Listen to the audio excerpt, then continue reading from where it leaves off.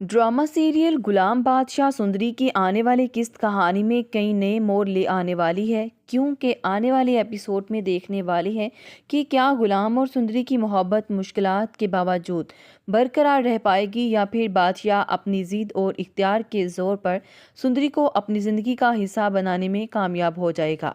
कहानी इस वक्त दिलचस्प रुख इख्तियार करती है जब गुलाम अपनी सुंदरी को लेकर हवेली पहुंचता है शादी के लिए। ताजी को तो इन सब बातों से फर्क नहीं पड़ता था कि गुलाम किसके साथ शादी कर रहा है और किसके साथ नहीं।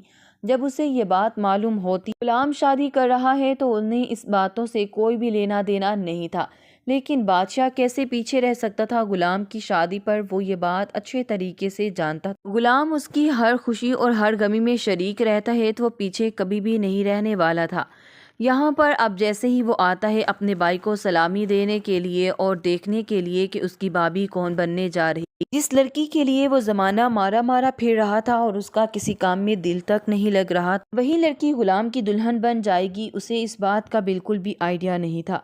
गुलाम की दुल्हन को देखकर तो उसकी आंखें फटी की फटी रह जाती है। उसे लगता है कि गुलाम ने उसे धोखा दिया है, इसीलिए वो काफ़ी ज़्यादा गुस्से में आकर गुलाम से बात करता है और कहता है कि तुम इतने घटिया हो सकते हो, मुझे इस बात का बिल्कुल भी आइडिया नहीं था।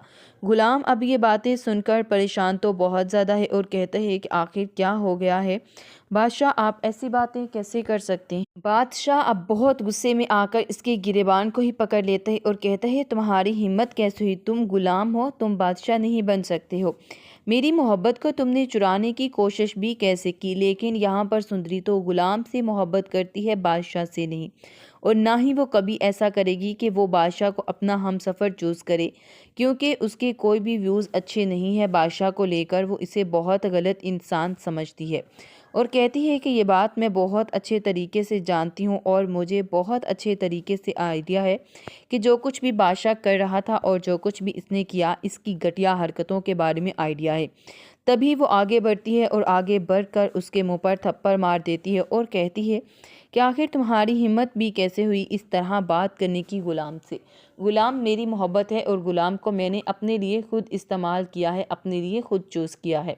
तो ये बात सुनकर वो काफ़ी गुस्से में आता है और इसका हाथ पकड़कर सुंदरी का ले जाता है और कहता है कि तुम मेरी मोहब्बत हो और किसी और की नहीं हो सकती हो, और तुमने सोच भी कैसे लिया कि तुम कभी किसी और की मोहब्बत बनोगी। ये बातें उसके बहुत तकलीफ़ देती हैं और कहती है कि आखिर तुम किस तरह के इंसान हो, तुम कैसे मेरा हाथ पकड़ सकते हो, छोड़ो मुझे। तभी अब गुलाम काफ़ी परेशान हो जाता। उसने तो ना कभी ऐसा सोचा था और ना ही उसने कभी ऐसा सोच सकता था कि आखिर वो शख्स जो अपनी मोहब्बत को ढूंढ रहा है वही मोहब्बत मेरी बनने वाली।